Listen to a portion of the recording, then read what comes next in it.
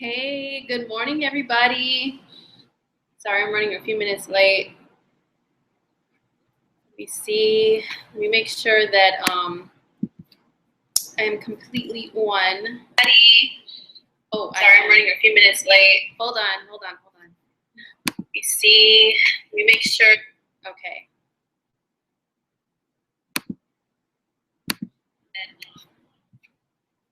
All right, cool. Good morning. How's everybody doing? Yes, it's Friday. So I'm just waiting for people to start coming through. Hey, bonjour. Good morning, everybody. This is April with Astrologer.com, and you are tuned in to my weekly astrology update slash coffee talk. And so what we're going to do is I'm going to go through just the major transits that are happening from today, which is May 5th, through next Friday, which is May 12th. And at the end, I'm going to discuss a little bit of celebrity astrology. And for those who haven't seen my broadcast before, I don't just do celebrity stuff just to gossip, although I am a little bit influenced by shows like, Wendy Williams, a little bit, Joan Rivers from back in the day, and stuff like that. I'm very interested in celebrity life. I do have some Leo energy in my chart that makes me intrigued by that stuff. But I really like to use it as examples in astrology for showing people how transits play out and stuff like that. Oh, there's an echo? Okay. Oh my gosh. I think the echo's gone. Okay. Okay, guys, sorry about that. We are getting over this Mercury retrograde. Yes, I will get into the North Node going into Leo Marina. Yes, I will. This Mercury's still in its shadow period. We're coming off of that. It's now it's direct, and it's still in a close proximity to Uranus. Uranus rules like technology, stuff like that. And oh my gosh, I really am so sorry about the last broadcast last week, you guys, when I had all those technical issues and we kept getting interrupted. So I'm really sorry about that. And I'm hoping that now that Mercury is no longer retrograde, it's moving forward again. Still conjunct crazy Uranus, so we'll see what happens. But let's cross our fingers that we're not interrupted this time, because stuff was getting good. I was getting into Janet Jackson's chart and her divorce and everything, and Mercury kept cutting us off. So let's hope for that not happening this time. So anyhow, what's going on now? What's going on? So as far as astrologically, I am going to talk a little bit about the current astrological weather conditions, of course, that are happening this next week, and then I'll get into some celebrity astrology. There's a lot of huge things happening, and I know there's a lot of people that will say every week is something big, a big transformational energy and all this stuff, and yeah, a lot of times it can be, and of course it all depends upon your sign and where everything lands in your chart. There's always shifts happening. Some are more subtle than others, and some are more like huge and noticeable, like really big, life-changing shifts that happen based on the planetary activity. So, excuse me, it's coming in double, my voice. Okay. I am reading the chat, just making sure that there's no technical difficulties before I dive in. So can everybody hear me clearly? Somebody's saying that my voice isn't coming through clear, or it's doubling or something. So yeah, I just want to make sure that I can be heard clearly. It's fine? Okay, thank you. Okay, so anyhow, what's going on? What's going on from May 5th through May 12th? First of all, for those who celebrate Cinco de Mayo, happy Cinco de Mayo. And don't drink too much, don't party too much, okay? Of course, me as a very sturdy, fixed Taurus person, I'm always going to be like, don't do a bunch of wild stuff. But still have a good time, So Happy Cinco de Mayo to those who celebrate. Now, I'm only going to talk about the big transits because I am going to go through how the full moon is going to affect each sign, and I want to make sure I get through each sign, but not like skip through them too fast, you know what I mean? To where I give everybody, every sign enough attention, but I still get through everything and I still get to talk about, get to the coffee talk. Yes, I can't wait. And of course, you know, I always have to have a unique coffee cup, even though I drink tea, but some of you guys drinking coffee out there. And this is my cup today. It says Nerds Rule. And yes, I count myself as a huge nerd. I mean, come on. Diving into all these crazy calculations and, you know, planetary movement and stuff, it is kind of nerdy when you think about it. I mean, looking at all these numbers and all this crazy stuff, it's pretty nerdy, but I'm proud of it. I'm sure you guys are too. And somebody asked me yesterday, where am I from? Because they love my accent. And honestly, I'm not from anywhere where I'm not from New York, New Jersey, or anything like that. I just love accents. I'm just a little bit quirky and out there. I have Uranus in my first house, so I exude a lot of Uranian, quirky, weird energy. And I love connecting with people from all over the place. And so I love accents. So I just randomly talk in them from time to time. That's just my personality. So anyhow, let's get to this astrology. What is going on this coming week that's like major? Now that people are starting to come through, more people are here. Let's talk, okay? Can we talk? Let's talk. All right. So first of all, yes, Mercury is direct. Hallelujah. Am I right? Am I right, you guys? If we're glad Mercury is direct. Mercury retrograde in Aries, it's been pretty crazy, to say the least. And then coming in contact with Uranus, oh my gosh. I'm noticing that a lot of people's, you know, speaking is a little sharp right now, okay? Now that Mercury is in Aries, which can be pretty aggressive, pretty straightforward, a little bit sharp and biting is Aries energy. And yeah, so, you know, and then Mercury is how we speak and how we communicate. So as a collective, we're all like kind of feeling this speaking in a biting manner. And also, we have Mars and Gemini, okay? Mars just entered Gemini this past week. Mercury went direct in Aries. So yeah, people's speech is a little biting. And you know, I watch, I don't really watch a lot of TV, but I do watch a lot of YouTube. That's like TV for me now. Watch a lot of interviews with people. I know people's astrology charts, and then I watch their interviews and see how, you know, their personality plays out and stuff. And I'm noticing that especially Geminis and Aries are a little bit, you know, a little bit sharp right now, like, you know. And yeah, so people's speech is just kind of a little sharp. And then, you know, because Mars is the planet that actually there's a mutual reception. I'm just realizing that now. What's called a mutual reception, okay, in astrology, is when two planets are within the signs that each other rules, okay? So let me try to explain this in a nerdy, not too nerdy way to where you guys can understand. So check it out. Mercury rules the sign of Gemini, okay? Mars rules the sign of Aries. Right now we have Mercury in Aries and we have Mars in Gemini. So that's why there's like this double whammy of really intense energy with how we are communicating with each other. And, you know, I'm just hoping that people realize this and realize that what they're feeling and thinking right now and how other people are reacting, that it's only temporary. And your urges to be really sharp like that are only temporary, okay? So you just need to try to take in a deep breath, try to woo-saw, whatever you do to woo-saw yourself, okay? You need to do that during the time that these transits there's this mutual reception, okay? Mercury is only going to be in Aries I should have written this down, but this is live astrology here.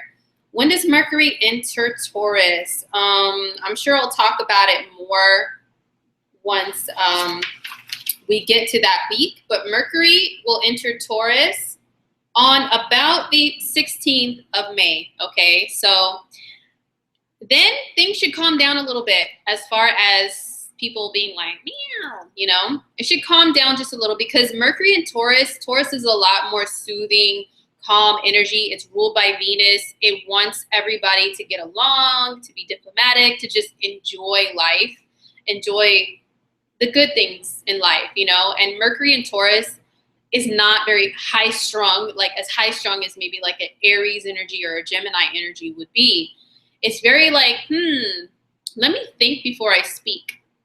You know what I'm saying? So yeah, once we get to the 16th, that will calm down a little more, okay? So until then, you guys, just remember, like, your tendency to be a little more sharp and biting with your speech, just kind of chill on that. Keep that mutual reception thing in the back of your mind until this clears away a little bit. So, yeah, so this week we do have Mercury. It's direct and meeting back with Uranus exactly. And that is on the 9th, okay, on the 9th of May, which is, I think, Tuesday? Yeah, I think it's on Tuesday. I should know this. Hold on, let me pull up my calendar real quick because I like to be precise and stuff. Yes, Tuesday, May 9th, that's when Mercury will be conjunct Uranus again, exact, but this time direct. So anything that happened the last time Mercury and Uranus were conjunct exact, like a few weeks ago, but retrograde, it can be brought back up again, but this time looked at in a different light, in a different perspective, and maybe handled a little differently. So yeah, that's Mercury. So glad it's direct now. But the shadow period, remember, Mercury's still a little shaky, you know, he's still kind of getting back into his regular routines and the swing of things again with moving forward. He's not all the way there yet, not until the shadow period is over, which is in about, I'd say, a week and a half. So until then, you still may see some crazy technology stuff. Somebody mentioned their computer took a crap last night or something along those lines. I dropped my phone and I cracked the case once again. Well, the screen. I have a screen protector, thank goodness, a glass one, so it doesn't crack the actual screen. But yeah, I dropped my phone again, all crazy, and cracked the screen protector. And just little stuff like that. Make sure your cars are in working order. You know, accidents, the traffic, all that stuff is going to be dying down, but it's still kind of a little, actively a little crazy. So that is Mercury. Woo! Yes. So glad that is now progressing into a better direction for us. Yeah, broke glass and dropped your laptop. I hear you. Somebody is saying that in the chat. And Mercury conjunct Uranus is especially like Uranus rules sudden things happening, unexpected things happening. So, you know, those two combined, you know, Mercury is your hands and it's also your quick movements. It's driving too. So yeah, just still be mindful and be careful with handling all of those things for the next like week and a half, I would say, especially on the 9th, you guys. Oof, it can get a little wild. So what else is happening? Yeah, so we got some big things that I'm gonna talk about. First, I'm gonna talk about the nodes shifting, okay? The nodes, the north node and the south node, Rahu and Ketu. For those who are unaware of what that is, maybe you're a little bit new to astrology, they are points that are calculated based on the moon, okay? So like it's points that are calculated. It's the nodes of the moon. They're not actual physical celestial bodies like the moon or the sun or the planets. They're not actually there, but they are there. Okay, so hopefully that makes sense. So it's points that are calculated. They do mean something. They mean a lot actually. So the north node is, I mean, if you think of north, that's the direction of up, right? And when we think of moving up, we think of like rising above and getting to your highest point that you can get into, to really feel, I don't want to say superior. No, not superior. But we associate, as humans, we associate moving up with the positive. Okay, let's just keep it simple. And we associate moving down, going down, like, oh, it's going down, you know, or like, I feel really down. That's like the south node, the bottom, or like the bottom of the barrel, you know what I mean? So that we associate that with more not so favorable, not so positive, okay? So the south node is basically like, these are karmic points. They deal with karmic destiny. They deal with, if you are a believer in past lives, the south node is like the karma that you bring in from your past life. And the north node is the karma that you are to move up towards in this lifetime and ascend, okay? Ascending. You're supposed to ascend in this lifetime in that direction. So we try to go in the direction of the north node. So as a collective, the north node and the south node have been in the north node in Virgo and the south node in Pisces for about a year and a half. A year and a half is usually the term of those transits of the nodes. So for, about a year and a half, we have had the north node being in Virgo. And what does Virgo represent? Well, you know, as a collective, it's like helping one another out, feeling like you serve a purpose, and things making sense, and implementing systems into things that help to keep things moving smoothly. It can be pointing out issues, pointing out flaws and faults in things, but for the purpose and the sake of actually fixing them, not just complaining and bitching about them and just saying that's wrong, you know. The positive of the Virgo energy is, okay, I see this problem. How can I fix it? Or as a collective, how can we fix this? Okay, so that's been, you know, the north node position for the last 18 months or so. The south node has been in Pisces, what we need to let go of. And let me tell you, there's a lot of great things about Pisces. I'm a Pisces moon, so of course I know the good and the bad. But since the south node is, and like we have to balance out the nodes. It's not like we have to completely stay away from what the south node is bringing as far as karmically and energetically. Not to completely stay away from it, but to master like the positives of it and leave the negatives of it behind. You know what I mean? So hang on a second, guys. I had to put somebody in timeout.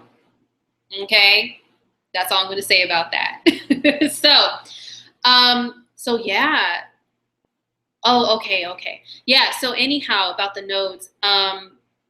Yeah. So it's like you got to balance them out. You got to balance out the positives and the negatives of the nodes. Okay. So the like, what's it called? The north node is kind of where we need to work on things. Like it's unknown, it's unfamiliar, and we need to learn from the north node. We need to learn to master those things because we come into this lifetime with those things being foreign to us, you know. And then the south node is what we already know, we've already mastered, we've been through that, we have you know, lived that already. And now, and there could have been some negative parts of that we need to release and let go of, and realize the positives and kind of keep those at bay. You know what I mean? So, as a collective, yes, the nodes shifting, like the south node being in Pisces. Ooh, there's been a lot. I did a video on the last Pisces eclipse. It was pretty intense. And, you know, eclipses are associated with the nodes.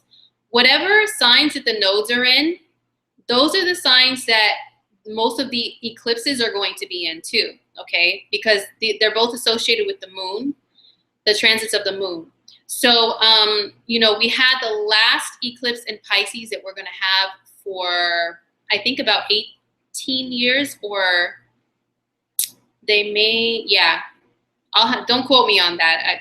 I know I should look at the facts. North Node in Virgo, right? I need to look at the facts before I speak on things. I know. But for a long time, let's just put it that way. I'll look up the exact dates later. But yeah, so the last Pisces eclipse was the last one we're going to have in that sign for a long time. And so there was a lot of release of negative of Pisces energy, and especially that eclipse was conjunct Neptune. You know, the South Node was there, the Moon was there, the Sun was there. I think Mercury was in the mix. Chiron was in that stellium, although a little bit far away in degrees, but it was still in the mix. All this Pisces energy. There was a lot of release of the negative, which is like playing the victim role, victimization, wallowing in your sorrows, drowning in them. You know, addictions that are like to, you know, escape reality and not deal with things head on, not solve your problems head on like a Virgo would do, which is the opposite, the North Node.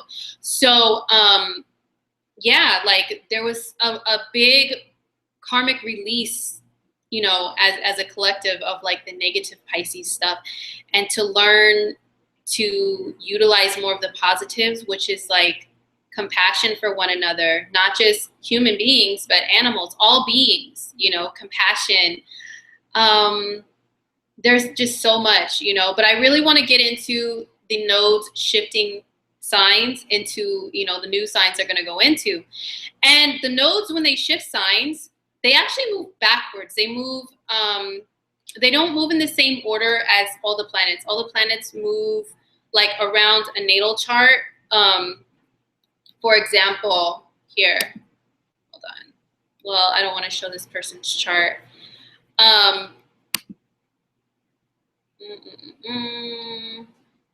Yeah, I don't want to show people's charts that are personal. Okay, well, actually, I can show this one to you guys. It's like a public person.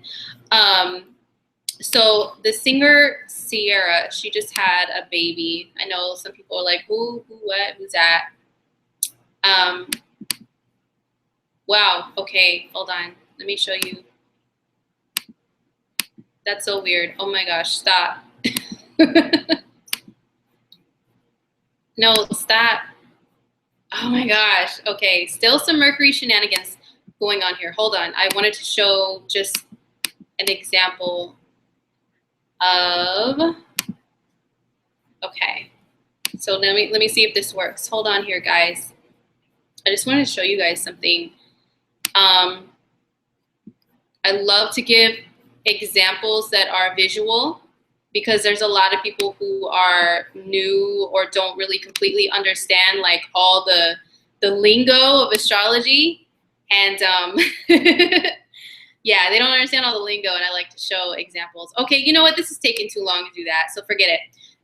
Those of you who know how when you pull up your transits, you see how the planets move around a chart, right? They move this way, they move counterclockwise. Well, the nodes of the moon, they move clockwise, but that means they move backwards in regards to degrees, okay? Because everything is in a sign for 30 degrees. So, yeah, so anyway, the North Node, when it shifts into Leo, it's going to go back into 29 degrees of Leo, and then it's going to go backwards all the way back to 0 degrees, okay? And then the same thing with the South Node being in Aquarius, 29 degrees back to 0. So on May 10th, next Wednesday, the nodes are going to shift signs. You know, I'm excited for the North Node in Leo. I personally am. Maybe some people aren't, but I really am. The North Node going into Leo, you know, it can bring some really good stuff as a collective.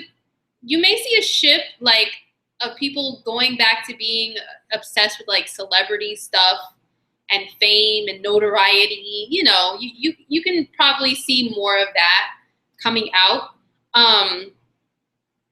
People, yeah, really obsessed with stuff like that.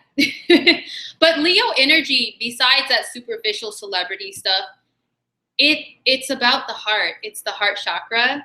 And it's what makes you happy, what makes you laugh, what makes you have butterflies in your stomach, what makes you like really just feel like life is good, you know? And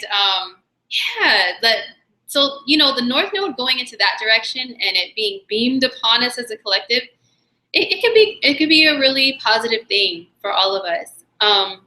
Following your heart, what makes your heart feel good? Like, what does your heart tell you to go after? You know, the Virgo North Node is a little more cerebral and analytical and like, hold on, let's stop and analyze and compute all this stuff like in this nerdy way, right? But the North Node is like, in Leo, is like, what does my heart feel? I'm going to jump after that. That can have some consequences. Okay, it sure can. But I think it can be a really positive thing. And then the South Node in Aquarius, you know, Aquarius energy is really cool as far as like technological advancements, the advanced mind, like advanced way of thinking of Aquarius energy is really awesome. We need that. We need that. But maybe it can be like, it can play out like this as a collective, the node switching. You know, we rely a lot, so much on technology for communicating with one another these days, which is cool. I mean, it's awesome. I love it. I'm a, you know, really like nerdy Uranian person. I love all these technological advancements. They're cool. But, you know, we all those of us who are really in tune with technology a lot, we seem to lose touch with like, I don't want to say what's real, but things like just having a heart-to-heart, Leo rules the heart-to-heart conversation with people in person and seeing each other smile and interacting with one another. And Leo energy rules, it rules affection, being super affectionate, okay? And, you know, and Aquarius is the opposite. It's not very affectionate. And I know some people be like, I'm an Aquarius and I'm affectionate. I'm not talking about you. I'm talking about the energy of Aquarius by itself is opposite of Leo. So it's not known for being super affectionate and, you know, wanting that face-to-face, heart-to-heart. It's okay with like a more distant, detached way of communicating with people and connecting with people. But Leo is totally opposite. It's like, let's go out, let's meet up for lunch, let's go get some coffee, let's get some tea, let's go to, you know, let's go out, let's dress up and look good together and show each other off, even if we're just friends. And, you know, let's like vibe like in person with one another. That's more like the Leo energy. So yeah, you know, like it can be a little bit less of the Aquarius, like cold distance, you know, and more of the Leo, like, let's have fun together, like face to face, like actually in person, you know, people and stuff, you know, not just like these things, you know. So that's how I see the nodes shifting. And yes, I know Lada has spoke on it a lot. You're going to hear a lot of us astrologers speak on it, on the North and South node shifting. And I would love to go through each sign, but it would take a long time. It would take a long time. And I don't know if you guys would really have the patience for me to go through every sign for that, every sign for the full moon. Actually, you know what? I'm thinking, because I know someone else is going to do a whole thing on the full moon. Maybe I can just go through the nodes.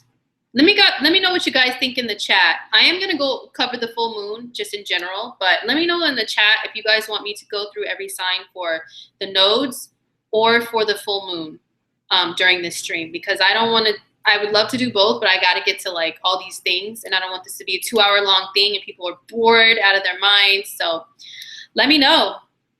So, just generally talking about the nodes, yeah, karmically, there are some karmic shifts happening as a collective and for individuals. Also, the full moon in Scorpio. Ooh, Scorpio, I know. I have my other mug. This has only water in it though, but this is my Scorpio mug. Ooh. Like a Day of the Dead, Dia de los Muertos skull on here. I love it as a Scorpio rising. But anyhow,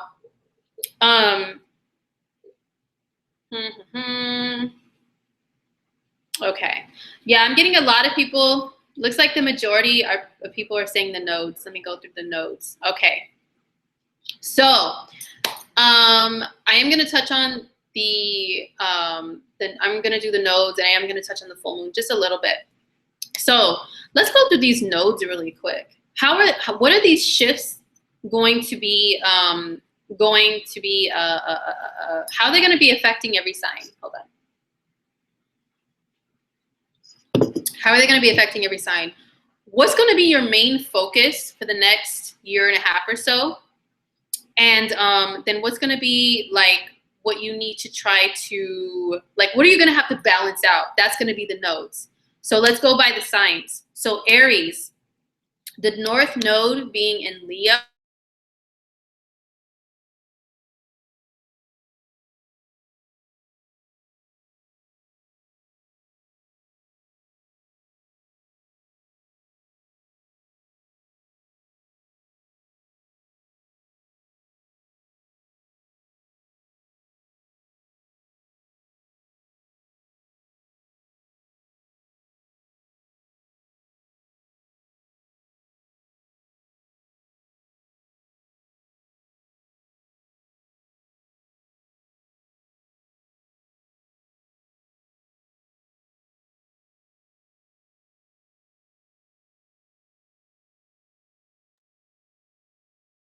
Really now?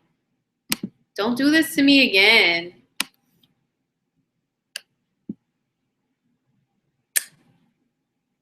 Oh my gosh. Why? Am I back?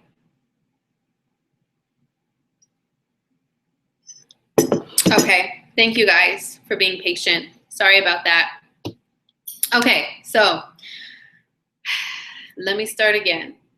So for Aries, the North Node going into Leo and the South Node in Aquarius, this is your 5th house versus your 11th house. Mercury, don't play me like this again, okay? All right. So this is the 5th house, which is you shining as an individual out there in the world. And I was explaining, when you look at the sun, which the 5th house and Leo rule, it's just there. Like, it's there. Everybody sees it. It doesn't need any validation from anybody to shine, okay? So that's you as an individual, okay? And it also rules like children, yeah, you know, and working individually on your own to build your own brand if you're a business person as just yourself. Like, this is me, this is who I am, aren't I great, look at my hair, and all that good Leo stuff. Then the opposite end is where the South Node is at, is in Aquarius. So this is going to be representing you connecting with other people, groups of people, like you, like friends, okay? Let's just put it mundane level, friends, all right? So like, do you want to be an individual, Aries, and shine as an individual?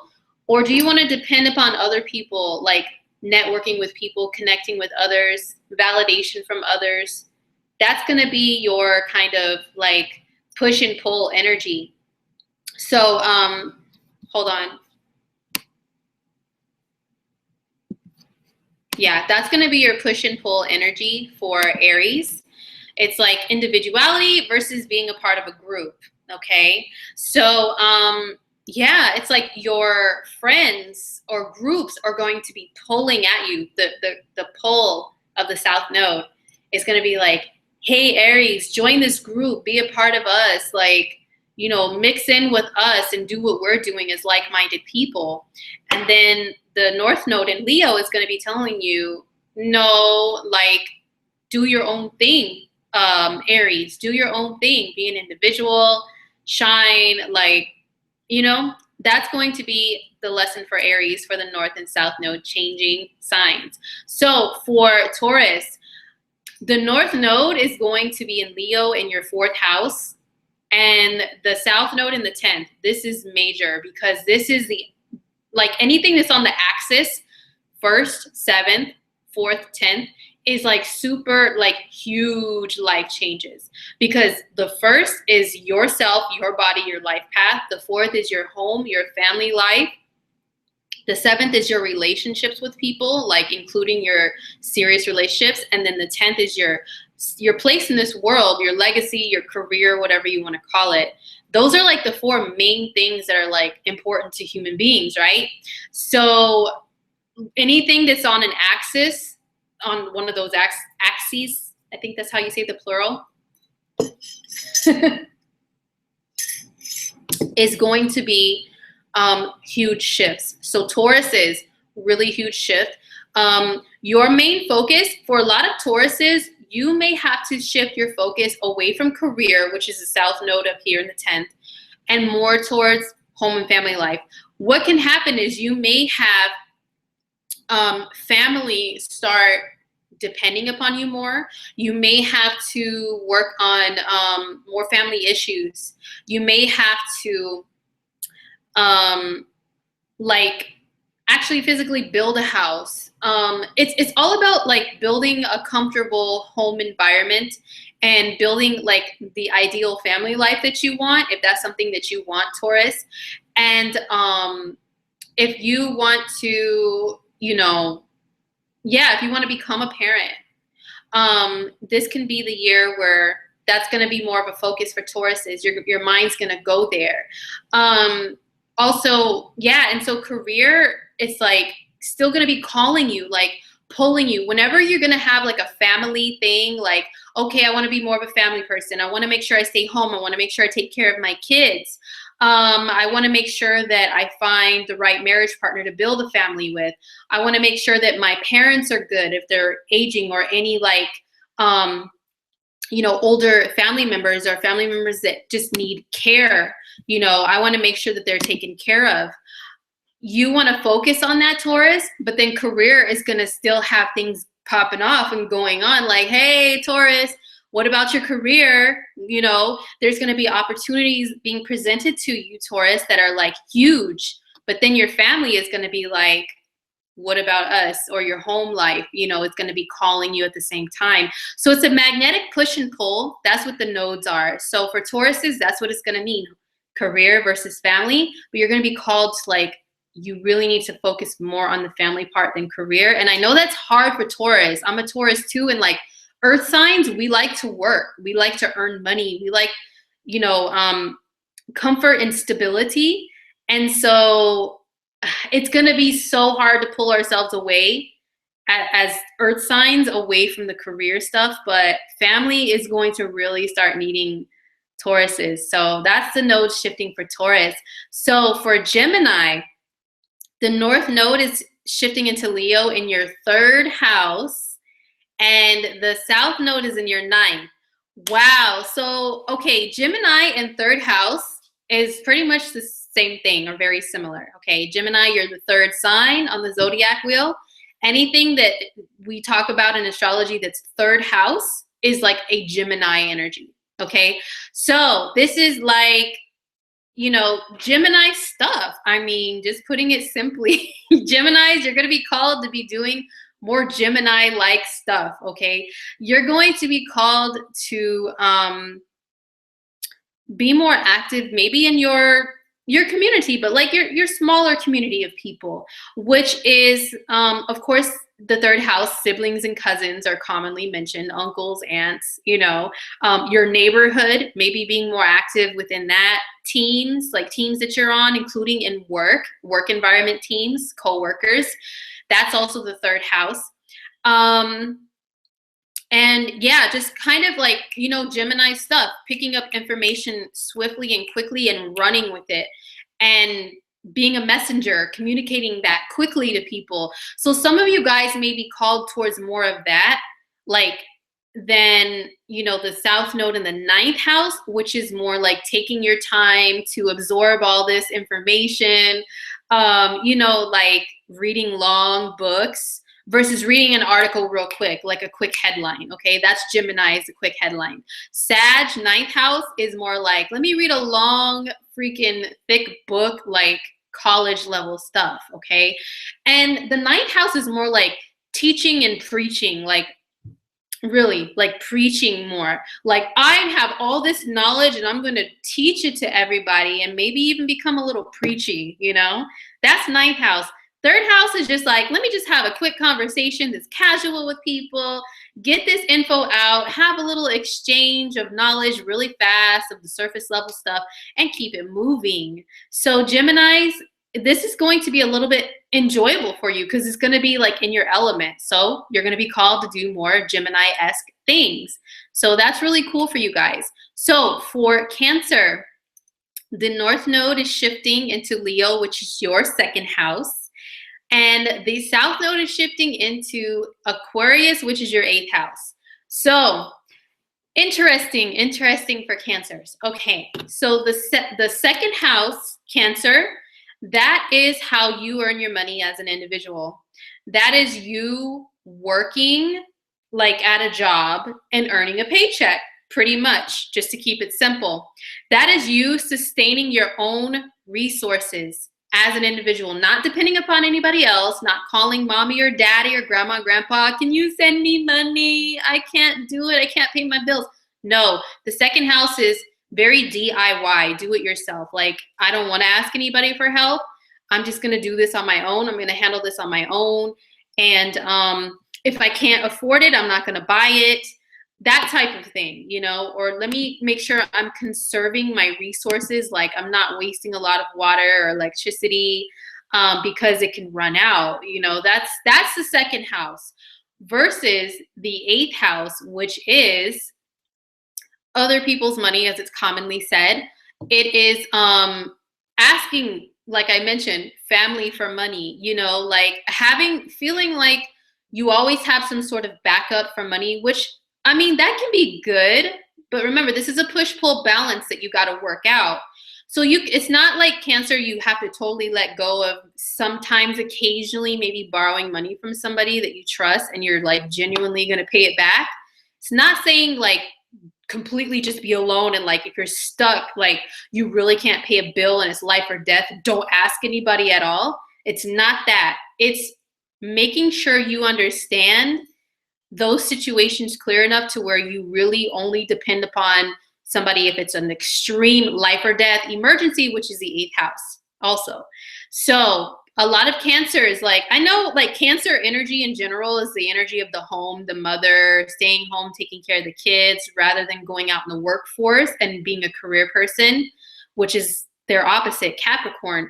So a lot of Cancer energy people, if they've been like a stay-at-home person and mainly just kind of hanging out, you know, taking care of like being with family, being at home, not having a job, depending upon like the government or being supported by a partner financially or family financially, a lot of you guys are going to be called, the North Node in Leo and your second, towards being more sustain yourself more financially. And don't turn to those credit cards, don't turn to those loans, whether that is like through the bank, through like personal loans, like I mentioned, can I borrow some money this week? And like always being in a cycle of doing that, okay? It's gonna be a time where you have to let go of that, Cancer. And you know, water signs can tend to be very codependent. I'm just keeping it 100% real. You guys know me by now that I keep it real. I tell you the good and the bad of every sign.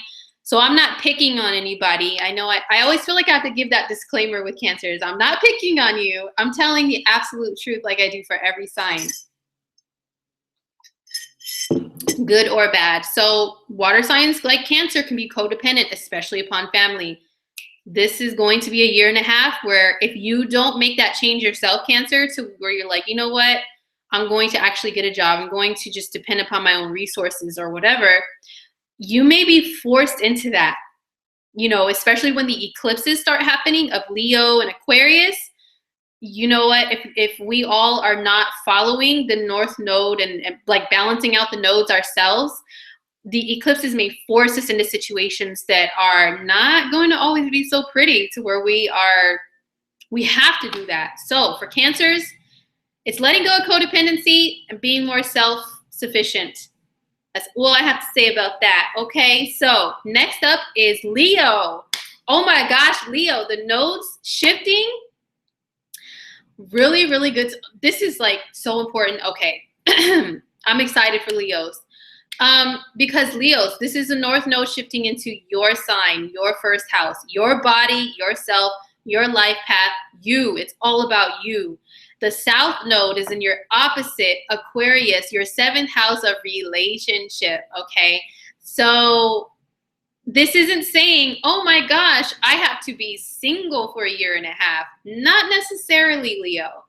This is you working on yourself a lot more. And I know Leos are all about that, okay? Leos are all about working on the self, making the self better, shining out there like the sun, like even brighter, as bright as they can. So this is going to be, how can you do that more? How can your life overall be more fulfilling, Leo? And you're going to care less about what other people think, which is the opposite, the 7th house, where the South Node is. Okay, it's not saying to be completely selfish, which honestly, the first house can be selfish, very selfish, it's all about me, me, me, me, me. Fire signs like Leo and Aries can be like that in general, a lot more than other signs, just being 100% honest. So it's not like just be selfish, all about me. I got this giant head and I'm just like, I got this crown on it now and I'm just like, F everybody. I'm just so much better than everybody, and I don't need to worry about anybody at all. That's not what the node shifting is calling you to do, although some Leos can take it to that extreme if they're unaware of themselves. You know what I'm saying? But it's calling you to, yes, be more about you in a sense, but it's more like like I said, how can you shine more? How can you enjoy life? How can life be more fulfilling for you? Like as far as career, Leo's career is going to be like popping for you guys. Okay. Leo is really going to be just like, people are going to see you a lot more. People are going to, yeah, Brother Jerry, what is that? Please. Anyhow, Leo, people are really going to see you shine so much more than they have in a long time. And it's all about like, how can you get there without stomping on other people though? Like care less about what other people think, care less about other people's negative opinions. Yes. But, still maintain relationships with others that are healthy. And a lot of Leos with the South Node in the 7th house, I'm just going to say it and be honest. A lot of you guys may have to let go of some relationships that you're in, especially Leo risings. When these eclipses start hitting this summer, guys, I'm telling you, a lot of Leo risings are going to be reporting, you know what? I had a breakup now. Like I had to break up with this person I've been with maybe even for years. But you're going to find that the reason why is because they were dulling your shine and they were keeping you from shining. They were holding you back in some sort of way. So that may happen for some of you guys. And just remember the eclipses, the nodes, like, when things are eclipsed out of your life, a lot of times it's for the greater good. And like I said, with the nodes, if you're not following and balancing them out properly, then the eclipses and the nodes will eclipse things out of your life and force you into those situations where you have to let go of something and go more in a different direction. So for Leos, it's all about you. Don't let that crown get too heavy though. You know what I'm talking about.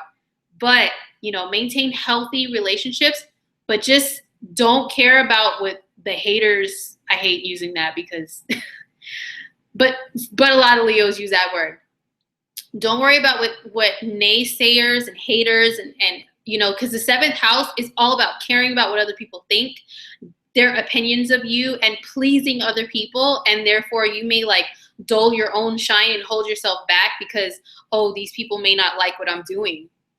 So that's what you have to let go of with the nodes shifting, and just be yourself and shine, Leo. So next is Virgo, the North Node. Ooh, this is important for Virgos too. You're going to be in your like it has to do with your element too. So for Virgo, the North Node in Leo is going to be in your 12th house. The South Node in Aquarius is shifting into your 6th house.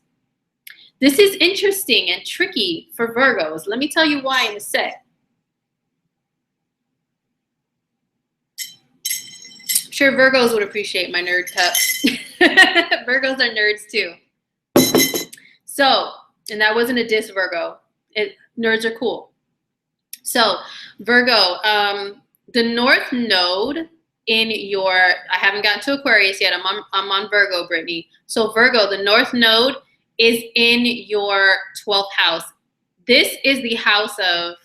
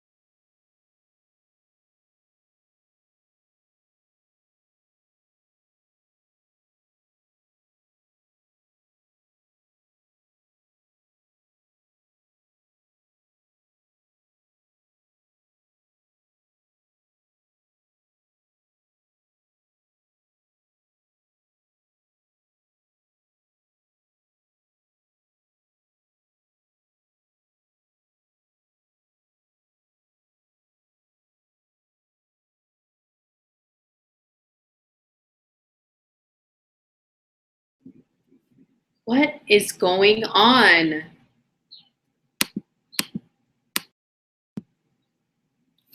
still says live.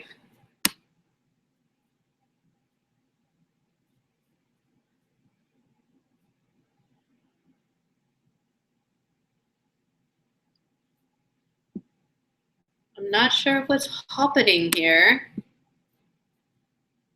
Come on.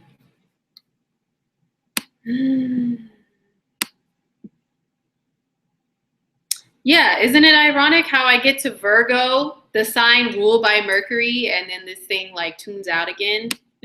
My gosh. Oh, I'm back? Okay, thank you guys for letting me know. Didn't it cut out on Gemini too? I don't remember, but it's like the Mercury ruled signs. Mercury is like, ooh. Anyway, so back to Virgos. Virgo.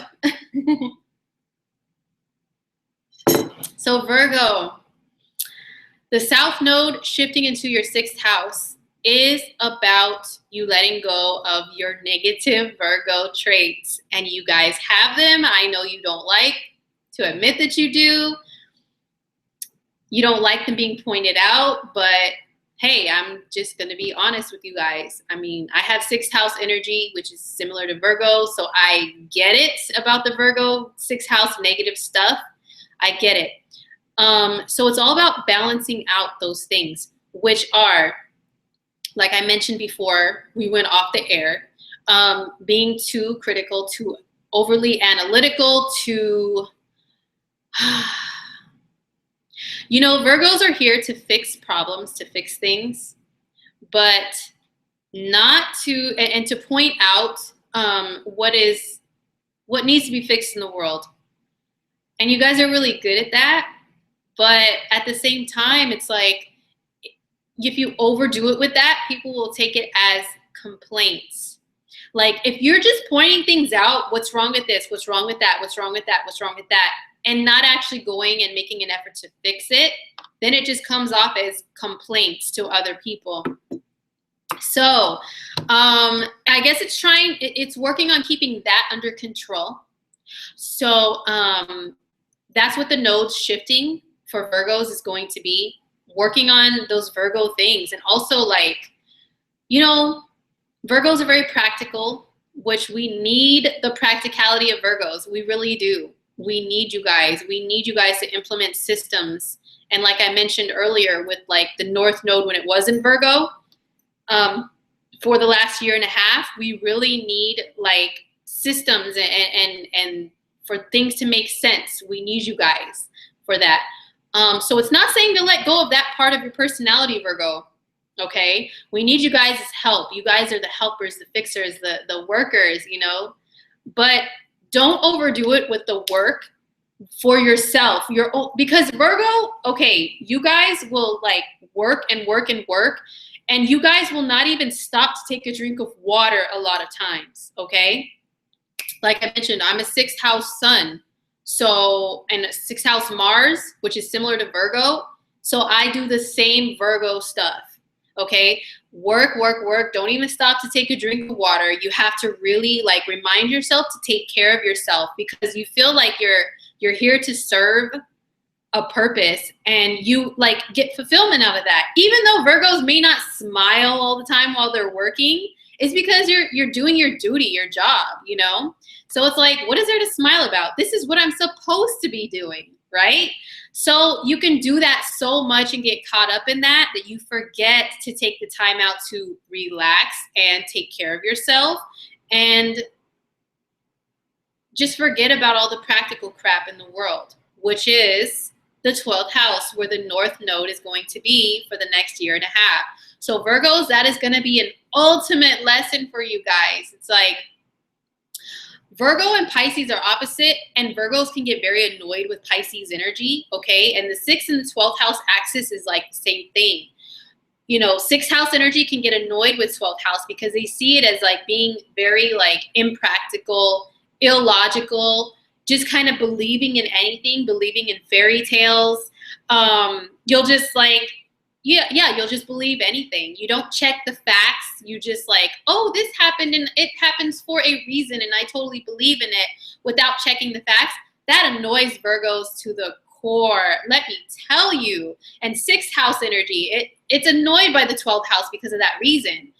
But Virgos, you guys are going to have to be balancing that out this next year and a half. You're going to have to balance it out. You're going to have to do some soul searching. You're going to have to believe in some stuff like that. Maybe you checking the facts don't compute up. They don't add up. Oh my gosh. Like that means it's a bunch of bullshit. Like I was about to curse. It's a bunch of BS, right? To Virgos. But guess what? You're going to have to start believing some stuff though, Virgos. Okay. Like we appreciate your nerdiness of checking all the facts of stuff. But there's going to have to be a sense of like just believing that it is because it just is. Like believing in the natural timing of the universe and things just flowing, and that it's supposed to go that way, even though the logic in it doesn't match up. You know what I'm saying? So, but yeah, in a more like regular, just everyday life, practical sense, the nodes shifting for Virgos is going to be you guys also taking the time out to just be and just relax and not have to feel like you're serving a purpose, not have to feel like you're always working and doing something. You can take a vacation, man. Okay. It's okay to not have 15 jobs, man, to my Virgos. So take some vacations this next year and a half, Virgos. I know, right? It's going to be hard for you to do that. Take some time off of work and go float, like do that float therapy thing that I talked about in the last week's broadcast. That float therapy thing. Virgos, you guys can benefit from stuff like that, from meditation, from actually like getting readings from an astrologer, wink, wink, or a tarot reader. Like all that stuff doesn't always make practical, logical sense to Virgo, but you gotta like allow some of that in your life now. Okay. And yeah, maybe take some time out like near the ocean and just like don't think so much about work. Okay, Virgo. But still, of course, have a job, do practical stuff, take care of yourself, your physical body, but take care of your spirit too. So next up is Libra. So Libra, the North Node and South Node shifting signs on May 10th, how it's going to affect you. The North Node is going to be in your 11th house and the South Node in your 5th house. You know what, Sally? I will find out exactly how long the transit is. I believe it's 1.5 years. Don't quote me on that exact, but I do like to be exact, so I'll find out. So for Libra, the node's shifting. The 11th house is the north node. The south node is in the 5th house. Okay, so Libra, okay, this is going to be a time where you are going to do the opposite of what I said Aries is going to have to do. You're going to have to learn how to be a part of a group, and work with other people who are like-minded on the just a very simple explanation of this. Work with other people who are like-minded individuals, but gather together with others. I know Libra energy is very one-on-one. It likes to just go out like, yeah, you like to go out with friends and stuff, and you guys all look good, and oh, I'm with a group of good-looking people and everything. But Libra energy, just isolating it, is the sign of the one-on-one conversation, one-on-one relationship. But this is going to be a time where Libra has to dedicate its time to, like, not just one-on-one, but like a group of people. You know, you're going to have to care about groups of people and causes that affect larger collective groups, not just one-on-one individual people. So, and then the south node, which you have to kind of let go of the negatives of and balance things out. South node is going to be the 5th house, which is the negatives of it are being very self-centered and just worried about superficial stuff, like, of course, how do I look?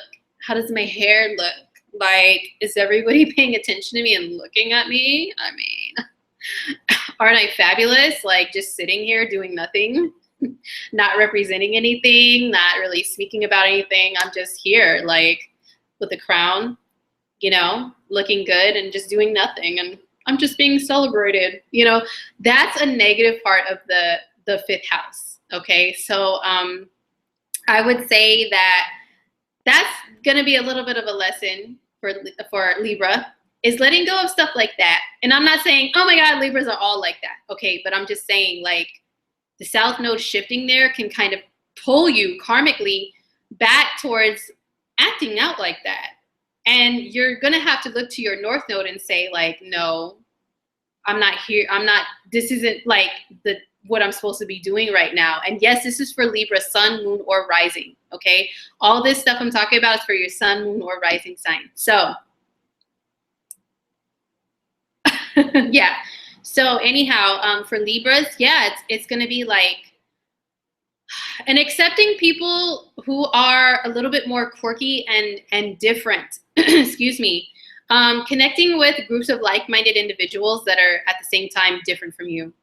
And that's a confusing thing about Aquarius energy and 11th house energy that a lot of people don't get, is there's like a duality there of, like, we are individuals and unique and different, but at the same time, we are all alike in a way. So that's going to be a lesson for Libras. So a lot of Libras might do this, just like surface level transit of the nodes, like explanation. A lot of Libras might start joining, like, being on social media. If you're a Libra that is into social media stuff and social media popularity, I have seen a lot of people, like, really blow up when the north node goes into their 11th house. They really blow up on Instagram, YouTube, Twitter, Facebook, whatever you do, to reach the masses of people. Like, the 5th house is like the opposite end. It's like reaching like a few people, having a few admirers and stuff, you know, just because, like I said, all the superficial, like, I look good and all that stuff. But the north node in the 11th house is more like, yeah, reaching all kinds of different people, not being snobbish about, like, who you hang out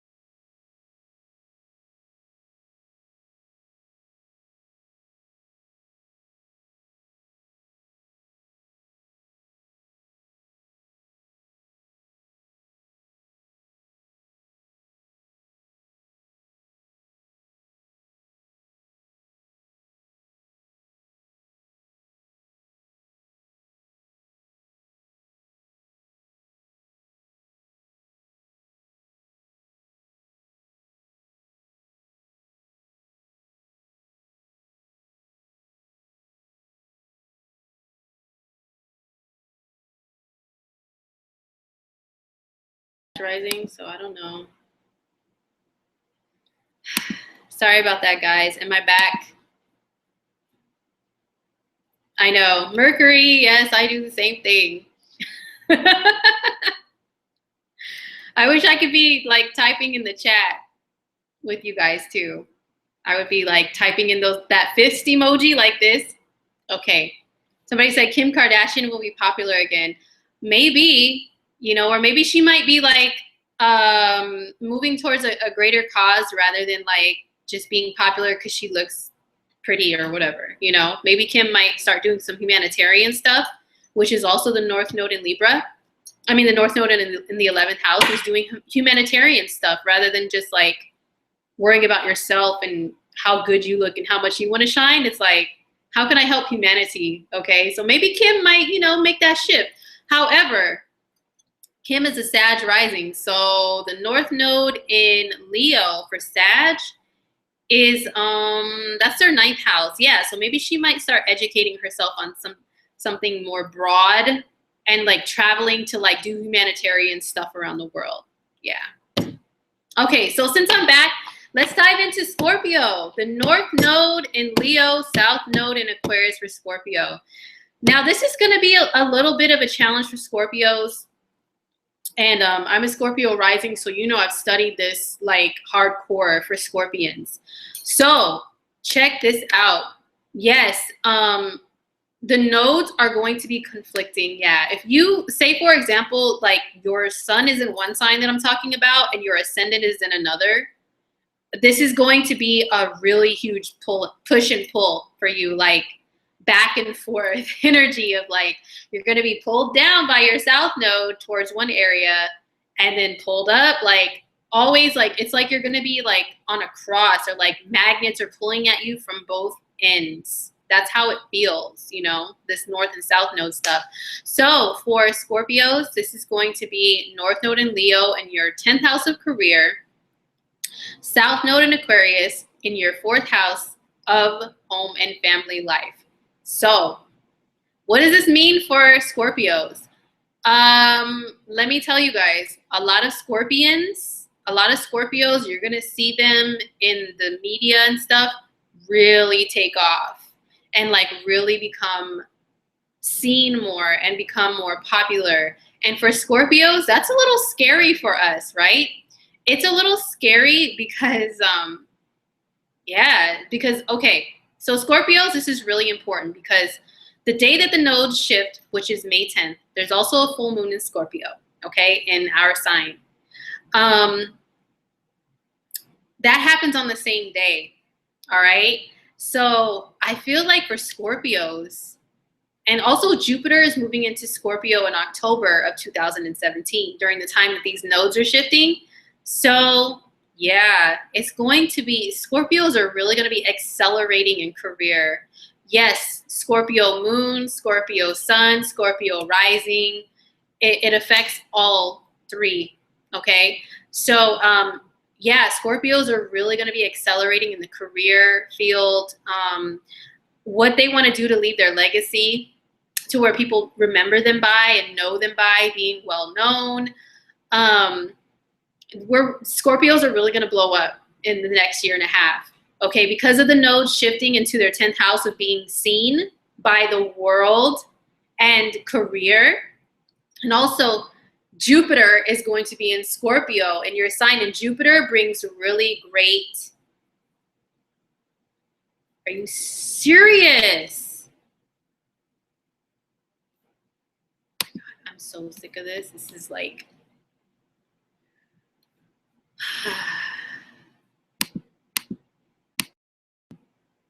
this is some old bullshit, man. I'm telling you. I'm here? Am I here? Okay. Oh, sorry if you guys heard. Okay, hold on.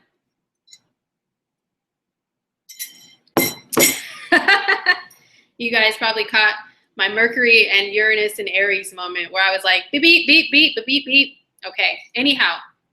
So for Scorpios, sorry to interrupt, Scorpio. Jupiter brings a lot of great lessons and blessings, okay? A lot of great blessings in your life. It's like Jupiter being in the same sign as you, it brings like a sense of abundance to your life. And overall, it brings a lot of opportunity to you. It brings a sense of being like jovial, and you know, people are going to see that in you, and you're going to want to expand your horizons, broaden your horizons. You're going to want to like reach the world. You're going to want to travel. And people are just going to see you in a lot more positive light because of Jupiter. And then you got the North Node in the 10th house. That's like being seen by everybody, okay? Like whether you like it or not, in Scorpios, we have a hard time with being seen by everybody. This is going to be like a conflicting thing. Because Scorpios are very private. You know, we like to be a little hidden in the background, just observing people rather than being in the spotlight. We like to be behind the scenes. And we would rather be that behind the scenes person than like the in front of the camera person, just Scorpio energy in general, okay? But this node shift, nodal shift into the 10th house of being seen is going to be calling us to let go of some of our secrecy and trying to hide and be behind the scenes. We're going to be in the forefront, okay? And Jupiter is going to, you know, it's going to be helping us out with that. It's going to be helping us because we're not going to feel like being so hidden because of Jupiter in our sign. But this isn't until October of 2017. But until then, we're going to be stepping into that from May through October. We're going to be stepping into that, Scorpio, into like preparing ourselves for like a big grand entrance into like whatever it is that you're doing in life, whatever it is that you want to accomplish or achieve. But then the tricky part is the South Node in the 4th house of home and family. It's like this. Now, I have this as a Scorpio rising. I have the North Node in Leo and the South Node in Aquarius in my birth chart.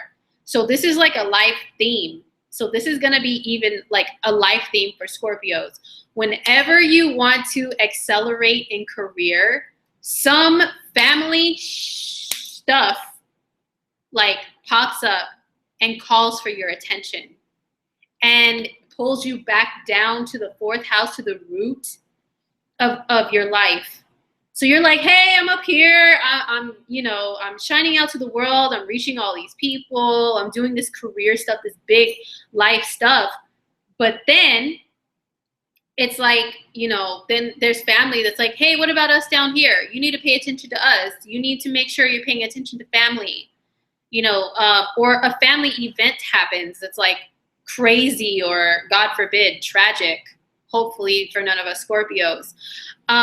Or it's just, yeah, like family may, for some Scorpios, just being honest, when this nodal shift happens, you may start dealing with like, you become successful or even more successful in whatever life path you decided to choose.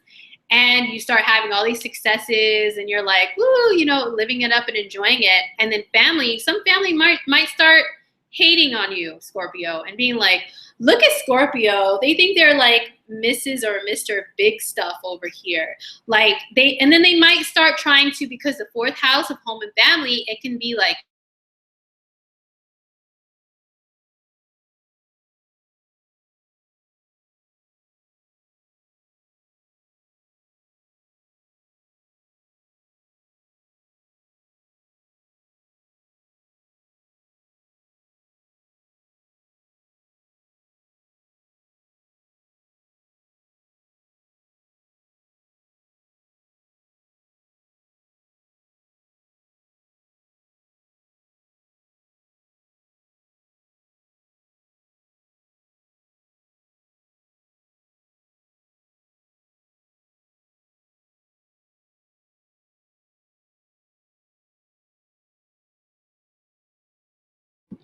I feel like singing that Michael Jackson song, Scream.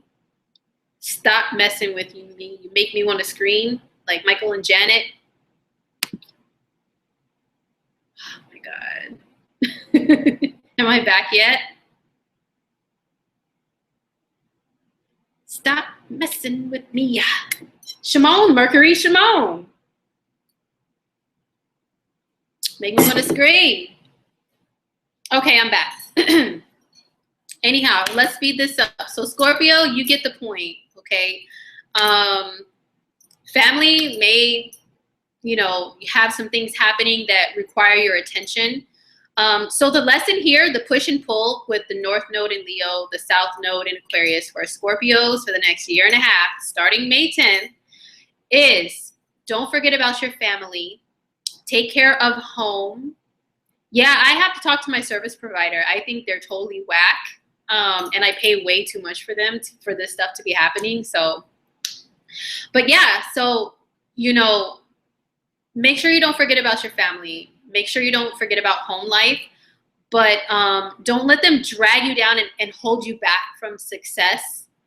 And don't let them drain you, because the fourth house can be draining, like, of your resources too, like leeching onto you, wanting to be babied and like, take care of me. And it's like, hey, you know, I have a job to do. I've got work to do up here in the 10th house. So that's Scorpio. Now for Sagittarius, the North Node in Leo. Ooh, this is going to be cool for Sagittarius. Okay, so the North Node in Leo is going to be in your 9th house. That's some Sag. Sag is going to be in your element, just like Gemini. Sag, you're going to be called to be doing some Sag stuff. Excuse me, you're going to be called to be doing more Sagittarian stuff. I'm not losing my voice. I'm not going to lose my voice. Hold on. So Sagittarius, yeah, you're going to be called just to be like more of your true Sagittarian self, your true Sag nature, which is like, Sages are going to Sag. Thank you. Sages are just going to be Sagging away. Stupid. But no, seriously, you guys are going to be called towards, you know, the positives of Sag, okay? Like study. You guys are going to maybe go back to school, study something more deeply. You guys are going to maybe work under a guru type of person, somebody that can teach you like how to broaden your life and your horizons. Sages, you guys are going to, of course, maybe want to travel more. That's like in the Sag nature to want to travel. So maybe like travel more. Yeah, just move your life more in a direction like towards more abundance, enjoying yourself, enjoying life, having like a positive outlook on life. And of course, seeing the bigger picture in life versus the South Node down here in your 3rd house. Now, the negatives of the South Node in the 3rd house can be gossip, hello, like watching a little too much Wendy Williams, okay? And taking that stuff and running with it without checking all the facts and just saying, oh, he did what? She did what? Oh my gosh. Oh, they're a terrible person. La la la la. Let me run my mouth and just start talking trash without even checking all the facts. That's the negatives of the South Node in the 3rd. The South Node in the 3rd house is being a little bit small-minded, and Sages know what I mean, because that's stuff that can irritate Sages like to the core, like really irk Sagittarians. Is small-minded people. That means people who, like I said, they just take the surface level information and they just run with it. They don't look deeply into things. They don't look at the bigger picture. You know what I'm saying? Like, so, excuse me. For my Sagittarians, that's what you guys are going to have to avoid. With the South Node in the 3rd, it's going to be trying to pull you guys down towards that, you know, towards that 3rd house stuff with like, just, you know, not thinking outside the box, only looking around like your immediate environment and just taking this and that and saying that's life, okay? It's going to be like, no, there's so much more to life. There's so much more out there. There's so much more living to do. Like, excuse me, the 3rd house can be like a representation of existing. Okay, you just exist in your town, in your city, like going to work every day, doing the same things in this little like vicinity. Okay, a little box of a circle of a vicinity, just existing there. Well, the ninth house in Sag is living. I'm talking about living, honey, like getting out, traveling, going and meeting different people from other parts of the world or parts of your country even, or even different parts of your state. I mean, just getting out. Yes, we're talking about the North Node in Leo, South Node in Aquarius. So you're going to be called towards doing more of that. Sag stuff, getting out in the world, meeting different people, seeing life from the perspective of other people who are different than you, so that you can appreciate it when you go back home to your third house, to your little town, your little city, your job. And then when you hear people gossiping and talking crap about all this small-minded stuff, you're going to be like, you're going to be blocking it out. Like, there's so much more to life than that. I'm not even going to be participating in that small talk stuff. You know what I mean? So, yeah, Sagittarius, it's going to be a really beneficial time for you. You're going to be called to do just more Sag stuff and being your element with these nodal shifts. So, excuse me. So for Capricorn, the nodal shift, North Node in Leo, South Node in North Node in Leo, South Node in Aquarius. For you guys, this is your 8th house and your 2nd house. This is interesting. This is going to be an interesting challenge for Capricorns, because for Capricorns, you guys are an earth sign. You like to sustain your own income. You like to be a boss. You like to just do your own thing. You like to own your business. You like to not depend upon people. Capricorns don't really like asking for help. Just isolating the energy of Capricorn. Capricorn energy doesn't like asking for help. They like to be that ultimate person that people go to for help because they're so knowledgeable and accomplished and achieved, and they can climb any mountain, you know, like and reach the top, no matter how hard it was to get there, or like how rocky the mountain is or was. Capricorns like to be known as that person that they got there no matter what.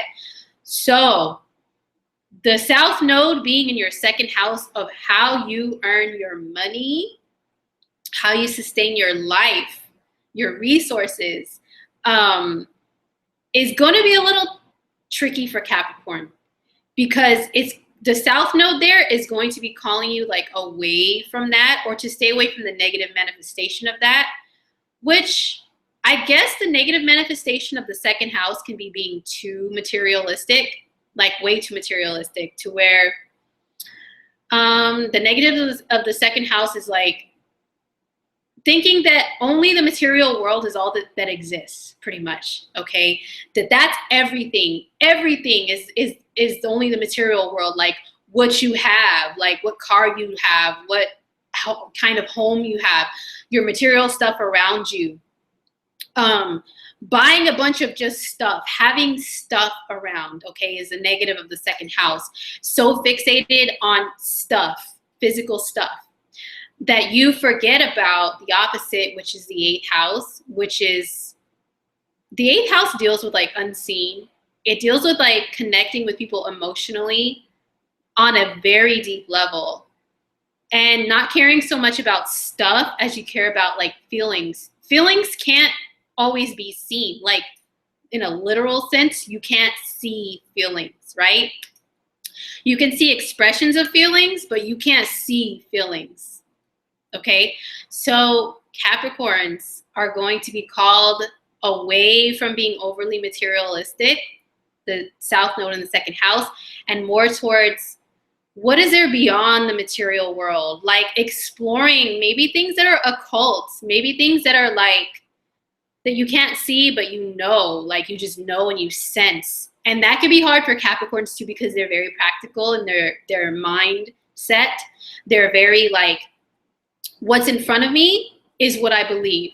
And, you know, anybody that believes anything that's not materialized and like manifested materially in front of them, they're like a dummy, they're uneducated, whatever. A lot of Capricorns think like that, right?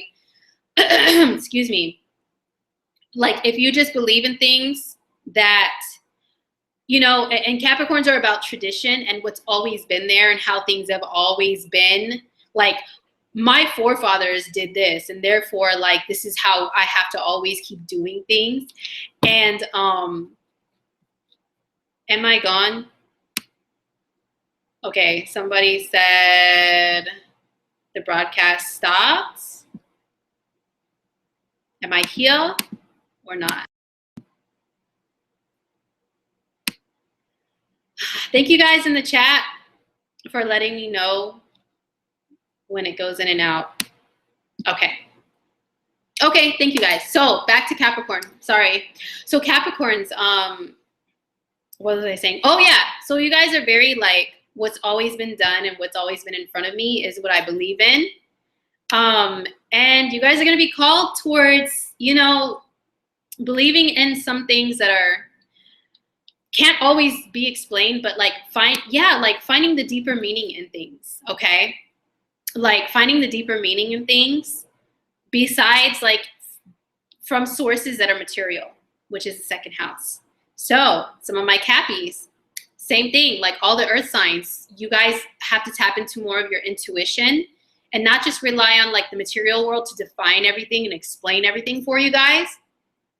And that's going to be a big lesson of yours with the North Node moving into your 8th house and the South Node moving into your 2nd house of material, of earth. Okay, so get in touch with like spirituality, Capricorn, and try to not have such a skeptical like one eyebrow raise that a lot of Capricorns do. That I can't do it, but that one eyebrow raise look at everything. Like a lot of Cappies like look at stuff that people believe in that way. But you're going to be called towards maybe opening up your mind towards stuff that is like, you know, not always explained in a logical, practical way or presented in front of you materially. Also, it's going to call my Capricorns to connect with somebody on an emotionally deep level. And people always say Capricorns are so cold and like, but it's just that Capricorns, they don't believe in messy displays of emotion. You know, like it's not like they have none at all. It's just that you guys don't want to be messy with it. And like, you like to always remain like professional and dignified. And that's why people don't always see that. But you guys do have hearts in there, and you guys do have emotions and hearts. So for Capricorns, you're going to be called to actually start like opening your heart and your soul to someone, or just to the, you know, in general, and displaying that a little bit more, not in a messy way. You guys don't have to be messy, but you can still open it up a little bit. So that's the nodes shifting for Capricorns. For Aquarius, this is going to be huge for Aquarius because of the fact, oh, and I'm sure my Aquarius will appreciate my nerds rule cups, because Aqua can be like nerdy too. In a cool way. You guys are cool nerds. So Aquarius, sun, moon, or rising. Now the South Node moving into Aquarius, the North Node moving into Leo. Wow, for Aquarius, this is huge because of the fact that, you know, if you guys weren't here in the beginning, I explained the South Node is like, you have to stay away from the negative traits of wherever it is. And the North Node is like going towards the positive traits of whatever that is. Even though it may be a little foreign to you, you got to learn to kind of connect with that wherever it is. So South Node in Aquarius for Aquarius. I'm starting with that because it's your sign. And it's not telling you to stop being an Aquarius, okay? Not at all. It's telling you to like let go of, okay, the North Node is like in Leo. It's in your 7th house of relating one-on-one to other people. So it's going to be calling you to do that. And I know a lot of Aquarian people, and I'm not saying all Aquarius are like this, okay, just Aquarius energy isolated, commonly are known for being more of a part of like a group, like being more like paying attention to their friends. like say for example, a lot of Aquarians, people will complain that when they go out on dates with an Aquariuses want to go places where like there's all these people that they know. And it's like the date will be not just one-on-one, like you chatting with your date and like being all romantic with them and having a eye-to-eye conversation. It's like, oh, this is my friend over here, so-and-so, and I know this person and I know that person. And you guys meet up with like all these different friends and talk, and you introduce your date to all these friends. And it's cool, but like, what if your date was like wanting to just be like, I wanted it to be you and I one-on-one. I wanted to talk with you, converse with you, get to know you, Aquarius, okay? So I can see the node shifting is like the North Node in your 7th house of relationships is trying to call you towards learning how to be like that a little more often, Aquarius, like connecting one-on-one with people, like, you know, in a one-on-one setting, rather than like including all these other people. Like another thing that I've heard, some of my, it's like people that I know that had, like one person I know that lived was an Aquarius brother of hers, complained that like every time she comes home, she wants to just chill in the house, okay? Like home is a place to relax and unwind and like release, okay? And then her Aquarius brother that she lived with, like she'd come home and he'd have all these friends over all the time. There's always some friend there. There's always these dudes just lounging around the house, and she's like, this is my place of relaxing. Like, what are all these dudes doing, laying around eating chips and like drinking soda and beer up in my place, you know? Like, what is this? Why must there always be all these people around, Aquarius? Okay, so I guess it's like, you know, if you guys are an Aquarius, you want to be in a relationship, you know, it's like taking the time out to just have that one-on-one pretty much, and not always like having these dudes lounging around the house. Like you want to bring somebody over, you want to have a conversation with them, you want to talk with them, watch movies with them, nerd out with them, like figure out what fellow nerdy things you guys have in common. Do it alone with them instead of like your buddies are there too, you know? So yeah, you guys are going to be called towards more stuff like that, just as an example. Or like, just, yeah, relating one-on-one to others a little bit more closely. And yeah, maybe if you've been single for a long time, Aquarius, the South Node in the 1st house is like letting go of just like singlehood, I guess, just like worrying about you. It's all about me. It's all about me. Aquarius doesn't really have that attitude, just generally speaking about Aquarian energy. It's not like that sassy, like, it's all about me, like your opposite Leo, but it is like, you know, about worrying about yourself, being a little self-centered. Yeah, and singlehood, like I'm just gonna take care of myself. Like I'm not gonna worry that much about other people. But now the North Node in your 7th house is gonna be like, you know what? I am curious about maybe having a relationship now, you know? And it can be that some Aquarians actually go through like a breakup too. Okay, like you guys may go through having to eclipse, because remember, wherever the nodes are, that's where the main signs that eclipses are going to be for the next year and a half. So the eclipses may eclipse people out of your life.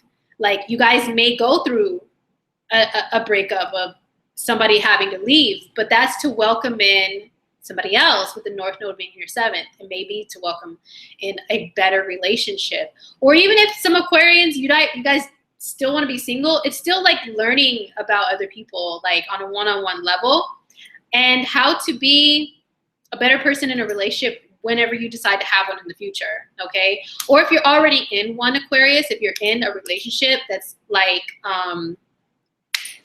already established, this can really be a beneficial energy to your relationship, like to where you guys, you can better relate to the other person, you know, it can enhance your relationship, okay? So that's for Aquarius. Now, last but not least, and then let's get into this coffee talk. I know like some of you guys have been falling off, but just hang with me here. So last is certainly not least, my fishies, my Pisces. The nodes shifting on May 10th. Excuse me. The North Node in Leo is going to be in your 6th house, And then the south node in Aquarius is going to be in your 12th house. Now, this is going to be interesting for Pisces too, just like your opposite sign Virgo, because it's going to affect you guys in similar ways. How this is because anything 12th house is Piscean, okay? Like you guys are the 12th sign on the zodiac wheel, so 12th house, Pisces, okay? Anything the 6th house is your opposite, which is Virgo. It's a Virgo stuff, okay? So the North Node in Leo in your 6th house, Pisces, is going to be calling you towards Virgo stuff, like being more like your opposite sign. And Pisces can get a little irked and irritated by Virgo stuff because Virgo is uber practical and everything has to be explained and logical and like facts. You got to check the facts, okay? Like that reminds me of an old Virgo boss I had, and he drove me insane as a Pisces moon because he's like, I'm all about the facts and checking the facts. And then like my Pisces energy was like, I just know this. Like he would call me into his office all the time, right? And he would expect me to just off the, like right there, just blurt out all these facts all the time when he would ask me these questions on the spot. And he wouldn't like allow me to bring in material to reference and have the facts. He expected me as a Pisces moon to just like blurt out facts, okay? But as a Pisces moon, I'm like, I just know this. Because he would ask me, what's going on with this, that? And I'd say, well, it's this, it's that, whatever, this is what's going on. Then he would ask me more questions, of course, all skeptical, one eyebrow raised. Like, okay, well, you know, what are the facts of this? And I'm like, I don't have the material in front of me to give you the facts, so I'm just going off of what I just know intuitively. That's Pisces, right? And he just gave me that stupid one eyebrow raise, look like I'm an idiot. So that's the opposition between Pisces and Virgo, 12th house and 6th house. You know what I mean? It's like 12th house is just knowing, and you don't always explain the facts because you know on such a higher level, like above the earth, which is Virgo, a 6th house, you just know it, okay? You receive all these waves, like, you know, of energy and like that can give you knowledge out of nowhere pretty much to everybody else. And you just know. And then it's like, how do you explain it? And then Piscean people tend to speak like a different language. Our language is more like creative and artistic and poetic and figurative and like, you know, we give like examples of things and we think in pictures, Pisces does. Whereas Virgo and 6th house energy, it thinks in like actual words, letters, facts, numbers, and all that stuff 24/7.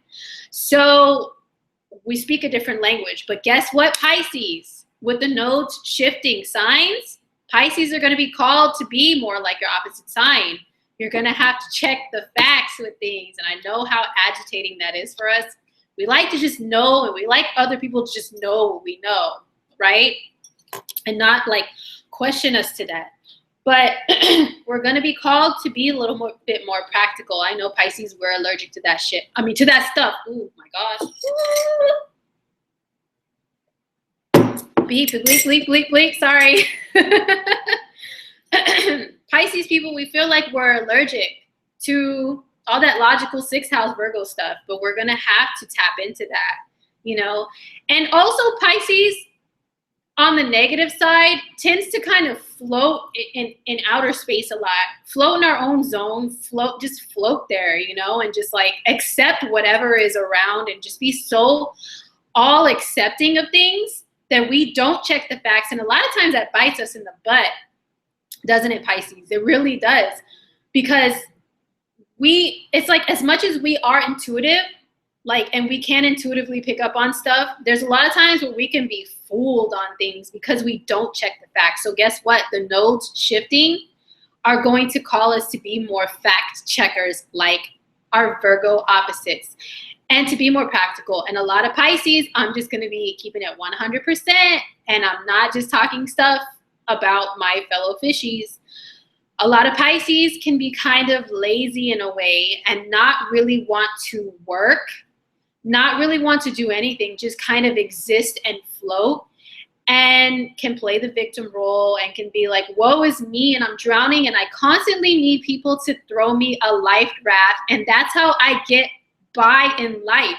I don't get by like actually working hard and like, you know, I just get by, you know, and the 12th house, guys, the 12th house rules homelessness, being homeless, being like, you know, just kind of floating and not having to pay taxes, not having to have responsibility, not having to worry about stuff, just kind of existing and woo, you know, somebody just throwing stuff at you and begging, oh, can someone please give me some food? And this isn't to disrespect homeless people. I know a lot of them are on the street for like legitimate reasons that they couldn't help. But some people end up like that because they just kind of live like expecting everybody to just give to them and not be responsible for themselves, actually sustaining themselves. So that's a negative side of Piscean and 12th house energy. So Pisces, we got to get our crap together the next like year and a half, and we're going to be called to work hard, check the facts, be practical. You know, we're going to have to do that stuff as much as we feel like allergic to it. It makes us itch and twitch like, oh, I don't want to do that. We're going to have to do it. And guess what? It's going to be beneficial for us. It's going to help us to balance things out because we can like be too much like in our own zone, in our own world and like floating there doing nothing. So now is the time to serve a purpose. And Pisces energy is very compassionate. It's very much about humanity and helping and stuff. But a lot of times we can do that like in our own heads. We could be in our own heads too much, Pisces, and not take action to actually resolve things. You know, the things that we see that we feel emotional about. Oh, this poor person, these poor people, I feel for them. But then we just sit there and feel and don't do nothing about it. Well, guess what the North Node of the 6th house is going to say? It's time for some action, time to actually do something about it and actually like help, you know, serve a purpose. Like put our compassion to work, Pisces. That is the ultimate of the nodes shifting from Leo to an Aquarius, from the 6th to the 12th. That's what it is. All right, now let me just talk about the full moon real quick. Then we'll get to the coffee talk. This broadcast is running really late, so I'm sorry about that, guys. I'm sorry about, once again, Mercury still in its shadow period, conjunct Uranus, like messing with our whole vibe here of us chatting. I'm sorry about that. Hopefully it doesn't cut off during my coffee talk. So the full moon, just really quickly here, hold on, let me take a sip. All right, so the full moon in Scorpio happens on the 10th, the same day that the nodes shift signs. It's going to be the full moon. The moon is in Scorpio, the sun is in Taurus. They're opposing one another and they're at 20 degrees. So find out where 20 degrees of Taurus or Scorpio is in your own chart. Then that's where it will affect you the most, okay? It's going to change your life in that area. I'm not going to go through all the signs because, ooh, child, I'm losing my voice already. And this broadcast is getting long. But as a collective, I mean, it's Scorpio and Taurus stuff. It's like belief in there's things that are beyond the physical world versus like stuff, just believing in the stuff that's around you.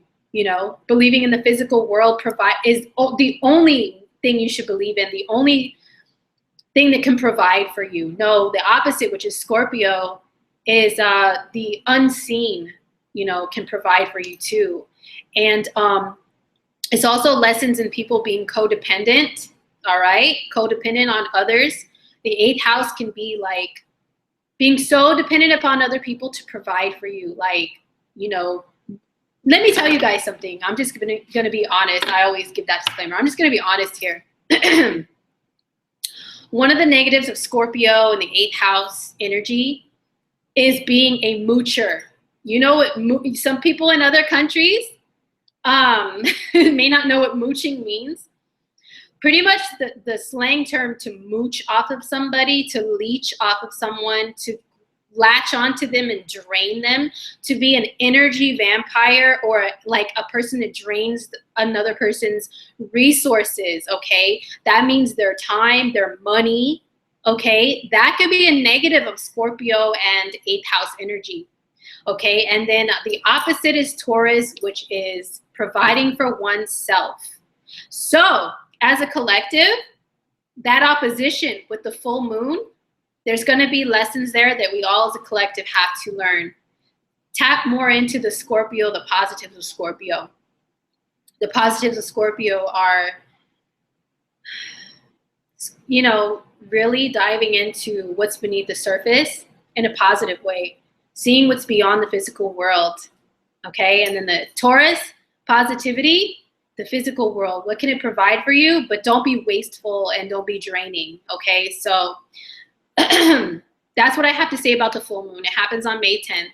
So yeah, May 10th is huge, guys. Huge, huge, huge. We've got Mercury conjunct Uranus direct, the nodes shifting, the full moon in Scorpio. Wow, it's going to be pretty crazy. That day is going to be a huge shifting day. Now, let me get into some coffee talk. I know a lot of you have been waiting for this, and this broadcast is getting very long. So RD, I know you're there, and I want to thank you verbally for always being there to document the times for these broadcasts, because we can talk for a long time. They can get long, and what if people want to know their sign and, you know, what we're talking about and all that stuff. So thank you, RD, for doing that, because we are talking a lot, okay? So now for coffee talk, okay? Sorry that I only have like half of a voice here, guys, but let me do some screen sharing as soon as I, let's see here. So I was gonna talk, last week somebody actually said in the chat room they wanted me to mention Mary J. Blige. For those of you who don't know who she is a beautiful singer. She's been around a long time, okay? She has been actively a singer since the 90s, the early 90s. Has a beautiful voice. But, you know, Mary J. Blige, she is getting a divorce right now. And it's very public. It's very ugly, unfortunately. And so she's splitting from her husband. I think she's been married to him for like 13 years. She's been with him for about a little bit over that, okay? So I wanted to get into her chart a little bit because of the fact that there's like some astrology lessons I wanted to talk to you guys about. So let me get into, let me go to screen share really quick with you guys and show you, let me show you something like Fire Marshal Bill.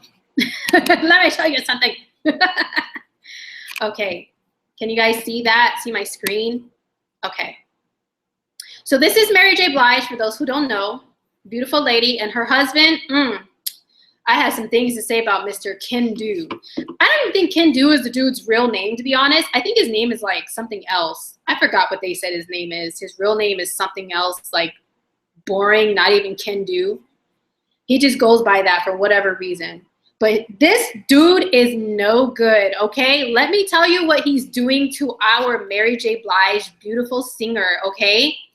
So Mary J. Blige and this guy are getting a divorce because he has a mistress. He's had a mistress for a while.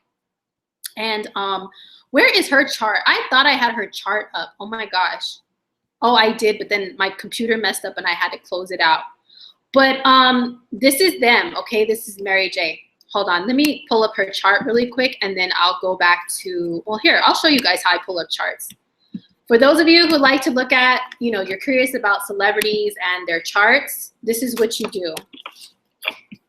I've already searched, so you go to Astro Theme, you search the celebrity's name and then Astro Theme, and bam, there it is. Now, we don't know her birth time. It says unknown, but here's her chart, and I suspect Mary J. Blige is an Aries rising for a few reasons, and I want to display the asteroids. It doesn't automatically pull up Chiron or anything, or, you know, asteroids, be like looking at asteroids, so you got to like hit that little button and it'll do that. So this is why I suspect Mary J. Blige is an Aries rising. First of all, she always says her name a lot. Aries is the self, the I am. And I think she may have had an album called I Am, if I'm not mistaken. But she always says me, Mary J. Blige. I am Mary J. Blige. She says her name a lot, number one. Number two, Aries rules the face and the head. And she has a long scar on her face. She has a scar that's very prominent, okay? So watch this. Hold on. Let me see if it'll show an image. Okay, she has that scar right there on her face, okay? And, you know, a lot of Aries rising people, they have like a crazy scar somewhere on their face, you know? Okay, so anyway, that's what makes me, a few factors that make me suspect Aries rising for Mary J. Blige. Also, look at this. Chiron is in her first, it would be in her first house of the self and the appearance. Now, let me tell you about their divorce. Mary J. Blige is saying that this dude, Ken Dude, that she was married to, he would tell her very negative things about herself. He would insult her. Like, they say that even right before shows, when she would go on like live shows, the performances, I'm just making sure I'm still there, that he would talk crap to her and put her down. And she said that he would tell her all the time, your fans are tired of you, you know, just tell her a bunch of negative stuff to put her down. And she would like believe it, or she would like get upset by it. She would allow it to upset her.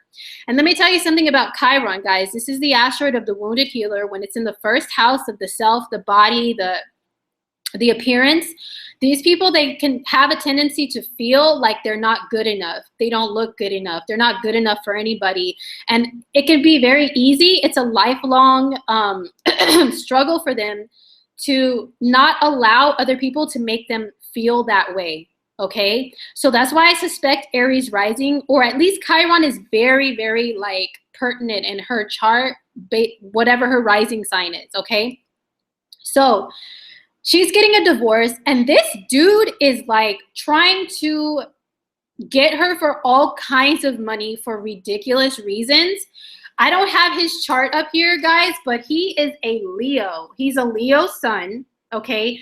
And let me tell you why they got together, why she feels like they stuck together so long.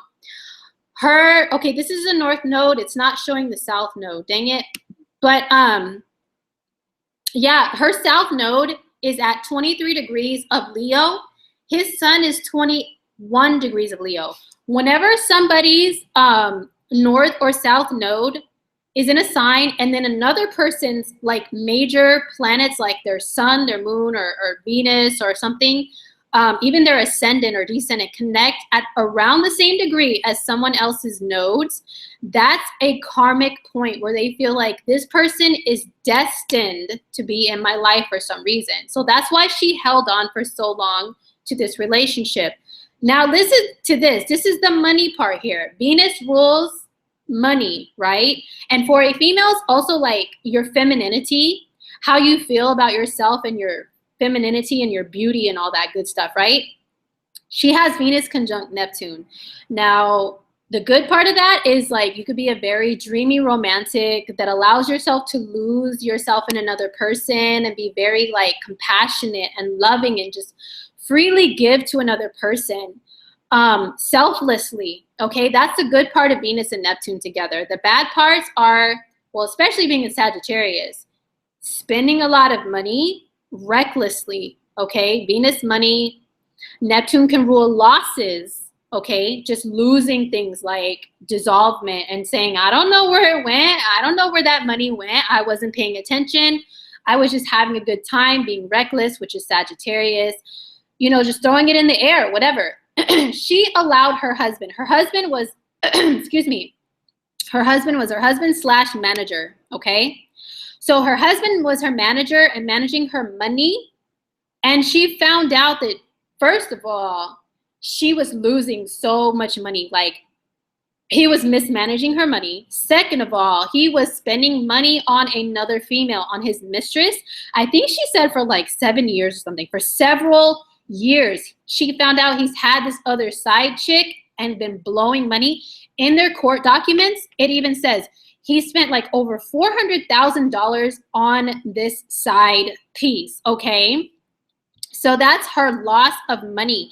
Now he has the nerve to take her to court and say, I need you, and this is a negative of Leo, guys, okay? I need you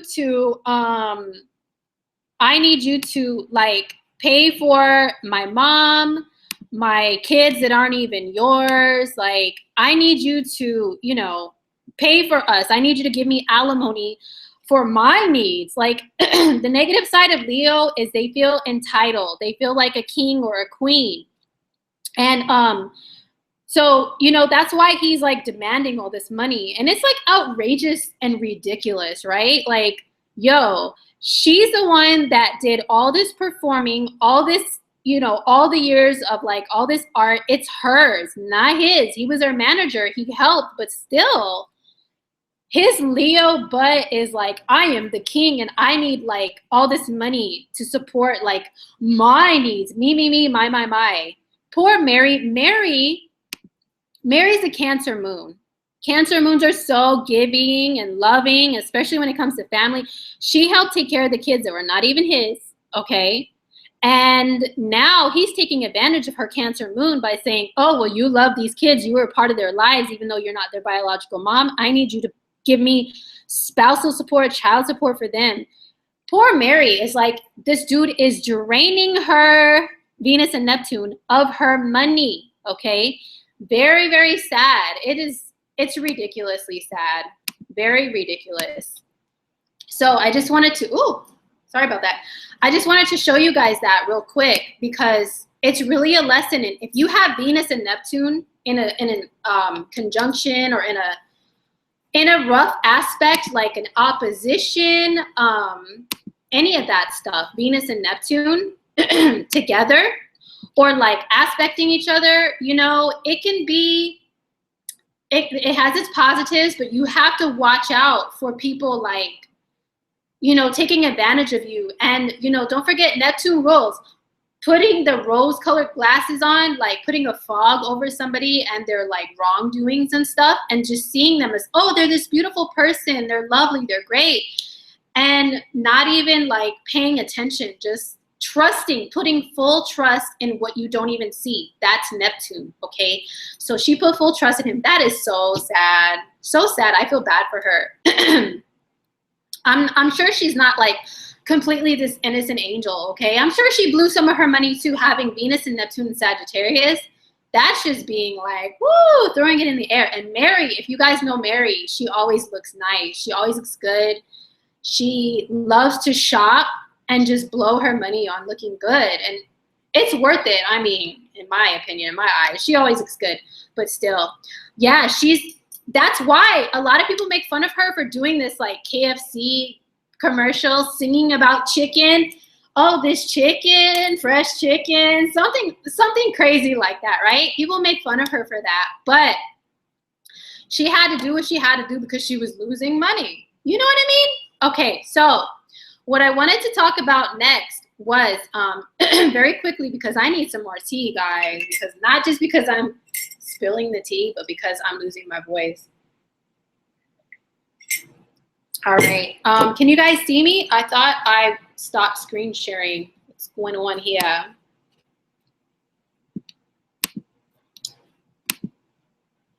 Okay.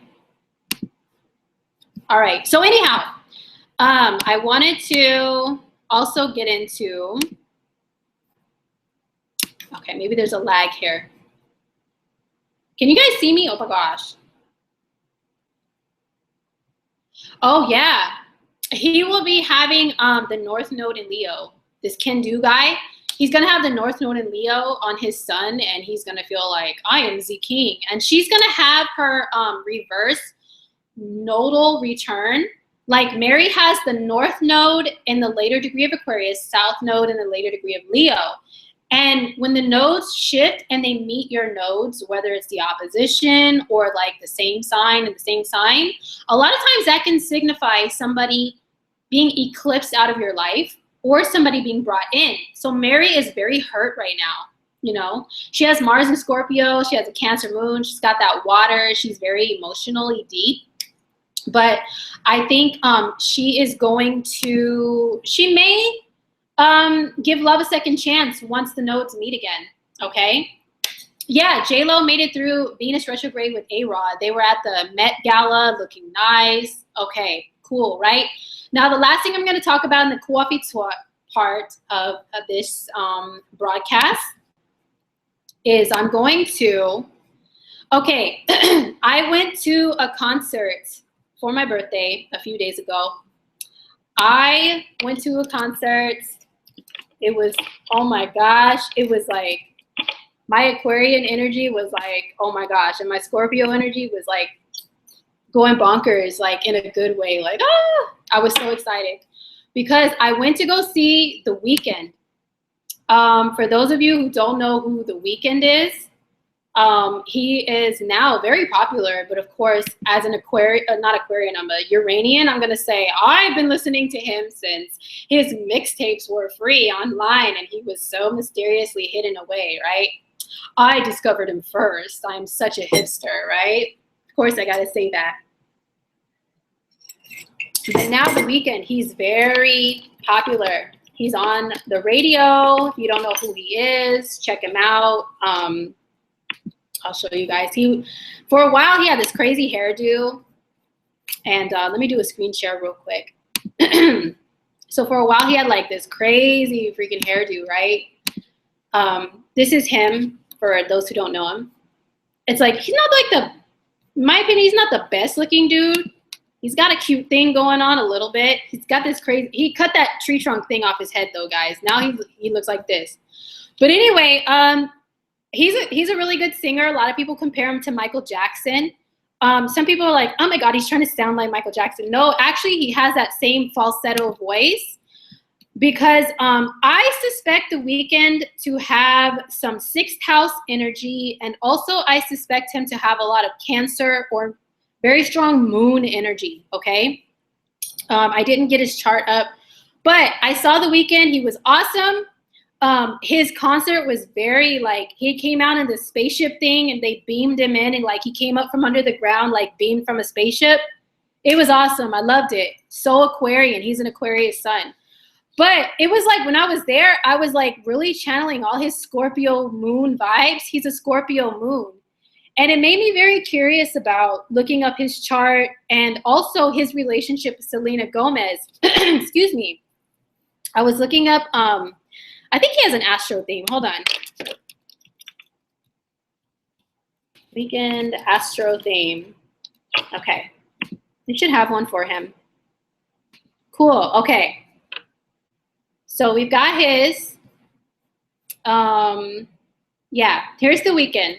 So I was looking at his chart and I was curious about him. And then I was curious about what makes him like Selena Gomez. Because if you know The Weeknd's history of relationships, they've been with these like model chicks and stuff. Selena Gomez is a little bit more innocent looking, you know? She's a little more, but I don't think she's that innocent, to be quite honest. Excuse me. I don't think she's that innocent of a person. But anyway, I was curious about their relationship. What aspects in their charts make them stick together right now? What makes them like attracted to one another? So some very interesting stuff that I saw. So Selena Gomez, her sun is at the 29th degree of Cancer. And actually, like, I think this is a confirmed birth time for her. A lot of times astro theme isn't always like 100% correct with the birth times of celebrities, guys. So just remember that when you look up their charts. But it seems to be legit from what I've researched. But anyways, she's a 29-degree Cancer sun in the 12th house. I watched an interview with her a few days ago, and it was so interesting. I'm like, yeah, that has to be her chart. Because, number one, Selena Gomez, I watched this Vogue interview with her where they asked her, like, a certain amount of questions, just one simple, like, one-word answer questions. And it's funny because they're like, what's your biggest pet peeve? And she said, oh my God, people who are rude. And I laughed at that because I'm like, that is so Cancer. Cancers always say their biggest pet peeve is rude people. And I'm married to a Cancer man, and he always says, like, don't be rude. And I'm like, oh Lord, Cancers and their rude people. They hate that. So yeah, she's definitely a 29-degree Cancer, like 29 and 56 minutes of arc. That's like right on the verge of Leo, like at the edge of Cancer. But see, she's a Leo rising, Venus in Leo, Mercury in Leo in the first house. So it's like she's got this persona, like this part of her personality that really wants to be Leo, wants to shine, wants everybody to see who she is. But then her Cancer sun, sensitive Cancer sun in the 12th house of hidden, being hidden away from the spotlight. She has that too. So at the same time, it's like she's got this poor thing. Like it's like she wants to be seen, but then she doesn't. And she goes back and forth with that. And that can really cause some like mental anguish with people a lot of times. So as much as she's like always, you know, in the spotlight, it's interesting because they said Selena Gomez, she's one of the most followed people on Instagram. She's like one of the top, like has the most followers on Instagram. And she said as soon as she saw that she was at that status, she freaked out. And she like gave her Instagram access away to her quote unquote people and had them start posting for her. She became very like wanting to be hidden away. Excuse me. And she said something interesting in an interview that said, I know this sounds weird, but I can't wait for people to just forget about me. That means like she doesn't always want to be in the spotlight. She wants to be kind of hidden. So what makes that have something in common with the weekend? Well, this chart doesn't show it, but I do feel strongly like he has either the moon and Pluto in the first house and is a Scorpio rising, or he's a Cancer rising and has you know, he may be a Cancer rising and has like moon and Pluto very prominent still. Okay, so anyhow, Cancer and Scorpio energy are very like behind the scenes. They don't want to be in front of other people. They could be shy. They just want to be at home, happy at home. And Selena even said like family means most to her. Like a lot of her answers of those interview questions are all about family, family, family, right? Home and family, being at home. And he has a very strong moon energy, possibly Cancer. So he's really about like being at home, family, home, family. He's very into his mom. Like he's a mama's boy. He's got like the chubby cheeks, you know, of like the Cancer. So he's got a lot of Cancer energy. So the sun for a woman, it can represent what kind of male figures they're attracted to. And the weekend is very mysterious. The 12th house is very mysterious. And he's got like the Cancer-y energy. And she has a sun in Cancer. One of the interesting things, I said I look at the nodes. His north node is in Aquarius here at 16 degrees. That means the south node is at 16 degrees of Leo. Selena Gomez has her Mercury and Venus here in Leo, and her Saturn 16 degrees of Aquarius.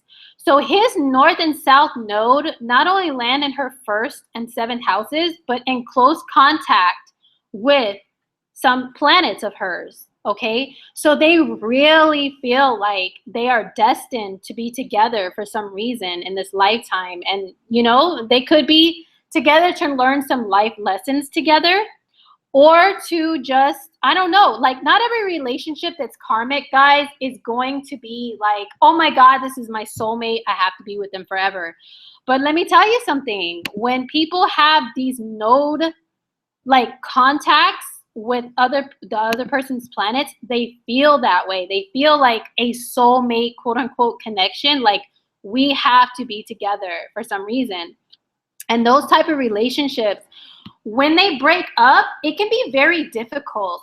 It can be very difficult to let go of that person because you feel this like destiny karmic thing with them. But what people have to realize is people are here for a season, for a reason, for a lesson, for a blessing, okay? Like it's not always forever. But these nodal contacts can make you feel like it's forever, and it really it's not always forever. So I just wanted to show you guys that. I found that interesting about their relationship. But also, like, she's gonna have the North Node enter her first house, cross over all this Leo stuff, and the South Node go into Aquarius and her 7th house of relationships. Okay, this is gonna be when the nodes shift this next year and a half. That's what's gonna be happening for Selena Gomez. She's gonna have the South Node here in relationships. So I'm not quite sure if this bond will survive. We shall see. And not only that, but the weekend he is in Aquarius. And he's got the North Node in Aquarius. So when the nodes shift, they're going to hit his Aquarius stuff. So, you know, they may have some karmic stuff that can be either make or break with their relationship that happens within the next year, year and a half. So sorry to be like my face all in the camera. But anyway, I just wanted to share that with you guys. It's very interesting about their relationship. And I know people will think I'm a complete weirdo by saying this because not everybody believes in like vibes and all that stuff. But since I'm a Scorpio too, a Scorpio rising, I really felt like I connected with the weekend's like Scorpio vibes that were like being exuded in his concert. And like I was on the same wavelength with him, you know what I mean? And I was just like, like receiving all these Scorpio channel like vibes, you know, it was pretty crazy. So I was like, yeah, let me tap into him. I want to tap into his energy and see like his relationship stuff, of course. So pretty interesting. We'll see if within the next year and a half, if this relationship survives, because remember the nodes, the eclipses can eclipse people in and out of your lives in a huge way. So we'll see. We'll see. But anyhow, all right, you guys, that's it for this long, 2 hours long coffee talk / weekly astrology. So thank you once again, you guys, for joining and for watching, tuning in with me for this long. And yeah, don't forget, if you would like to chat with me about your astrology, your relationship, anything, go to my readers page on Astrologer. It'll be linked below after this video is done being live, and also with the little I button up there, or up there, up there, or whatever. Yeah, book a reading with me. We can talk to you. I can talk to you guys on Skype one-on-one about stuff, and or a recorded reading, whatever. Let's chat. Let's talk. Let's talk. Can we talk? All right, let's talk. So tune in next week around the same time, and I'll have some more celebrity stuff. If you guys want me to talk about certain celebrities and look at their charts, write it down below in the comments after this video processes, and let me know who you would want me to talk about and look into their situation, and I would love to, okay? That's my thing, all right? So have a good weekend.